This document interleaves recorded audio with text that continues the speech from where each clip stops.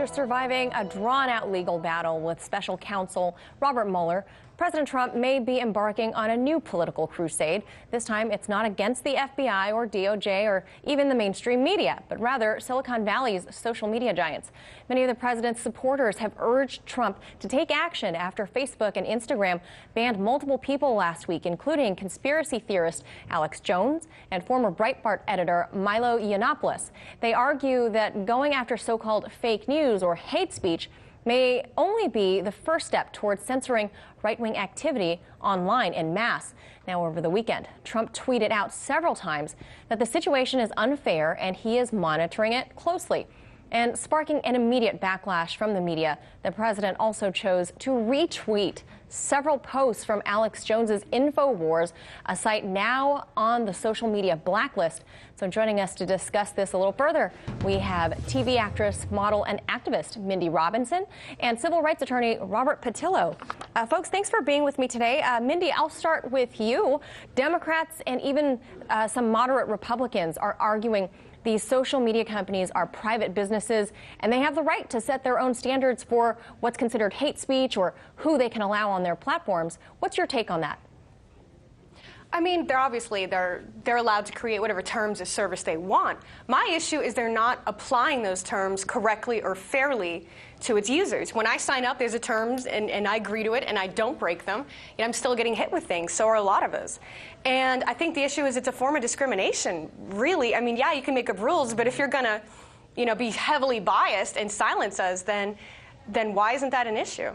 And Robert, she has a point there, because some activists are saying free speech isn't just a constitutional right, but a civil right as well, that the government needs to step in and protect.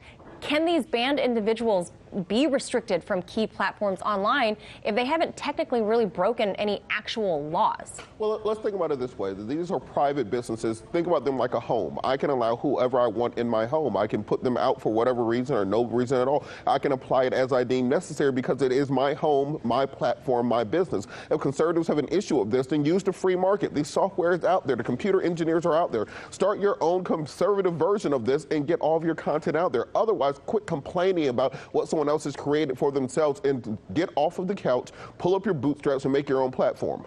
But Robert, what about the? I mean, you are a civil rights attorney. What about the Civil Rights Act? For example, like a restaurant can't just decide to not serve somebody because they're a certain color.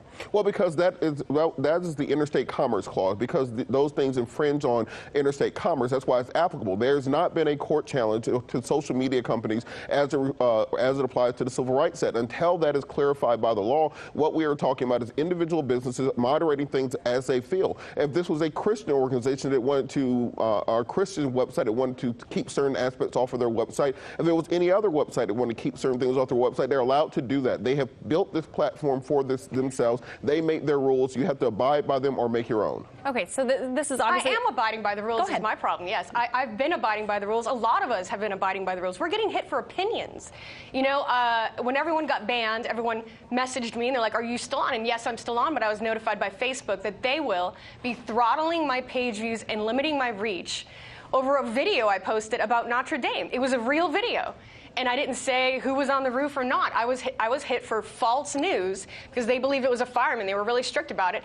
And now my page is suffering. So how is that fair? Like, I just feel like I can't go to another platform. Facebook bought out Instagram. Where are we supposed to go? We had Gab, and then Apple hit them so that I can't even use it from my iPhone. I mean, where am I supposed to go? How is this not a monopoly at this point? I mean, Robert, is there a point there? I mean, social media companies are obviously still private companies. I get that. But they're so widely used by the, Joe public that at some point, doesn't the government need to get involved and kind of deem them kind of like a social, a public utility?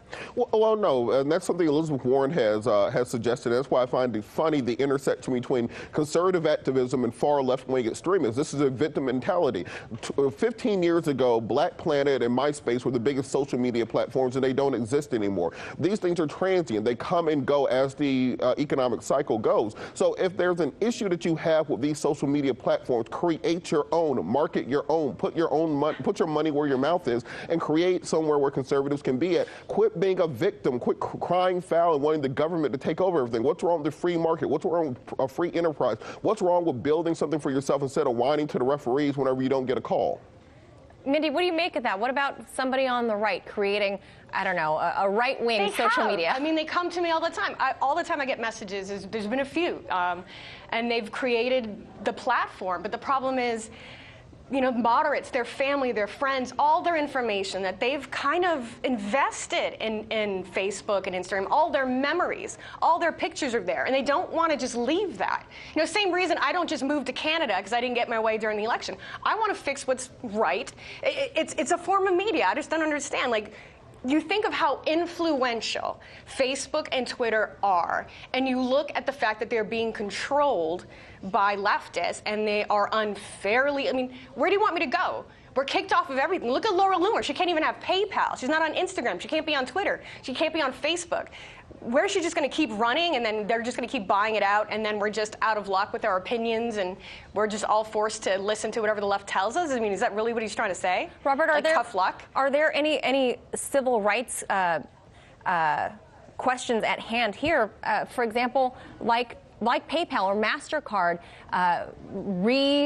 reviewing at what, you know, Milo Yiannopoulos can use, or what, you know, before you know it, isn't it a slippery slope if somebody like Milo can be kicked off of using MasterCard? Is there some kind of civil rights violation happening there?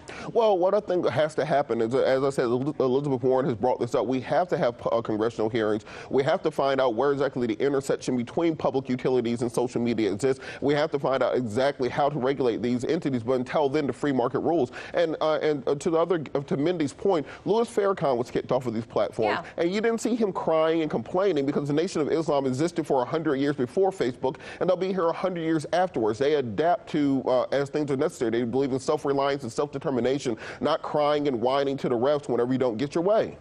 I'm not crying or whining. I have no outlet. I used to do Milo's show. I used to do, you know, Roger Stone. I used to do Alex Jones. I used to do InfoWars.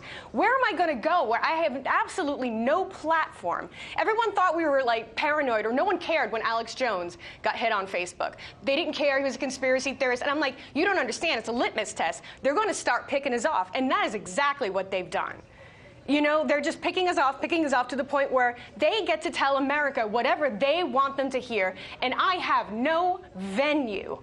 As a conservative, as a patriot, as all the other things that I believe in, and a good portion of America, I would dare say more than half, where are we supposed to go? This isn't just whining or crying. This is a manipulation of the media, of an election.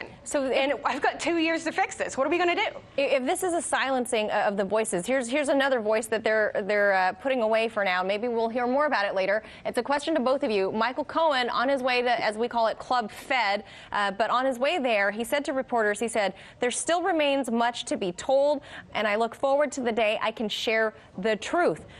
Could Cohen be sitting on any other damaging information to the president? Do you think something he handed over to federal prosecutors in New York, maybe that's still under seal, or you think he's just bluffing?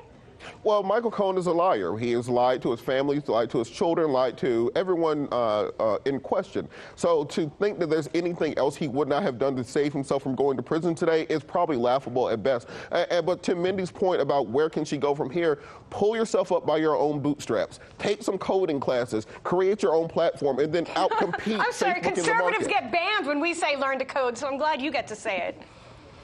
Go ahead, Robert, finish your thought, and then, Mindy, I'll give you the last word on Cohen. Well, as I said, Cohen has lied to everybody, so it's difficult to believe that there's any additional information he has not turned over to either the feds or to the Southern District of New York that he hasn't already used to try to save himself from prison. So it is doubtful that he has any additional information to turn over. All right, Mindy, your final thoughts on Cohen. You know, actually, I'm not that familiar in anything about that, really. He's about to get locked up. That sounds awful, but I literally woke up and did this, so I was like, I haven't checked my Twitter yet. Apparently, I missed something. No, if they're looking for dirt on Trump, I mean, they wiretapped him and spied on him and still didn't find anything. So I'm pretty solid. Absolutely nothing. Yeah, so maybe Cohen has nothing. Trump. Who knows? He might be bluffing. I'm sure he's got a book deal in the works, guys. So we know that stuff always happens. All right, Mindy Robinson out of Las Vegas, thank you so much. Robert Patillo in D.C., thank you. Thank you. Hey YouTube, thanks for checking out our channel. We hope you enjoyed the video. We have tons of content for you just like this. For more of RT America's one-of-a-kind news and analysis, be sure to subscribe and never stop questioning more.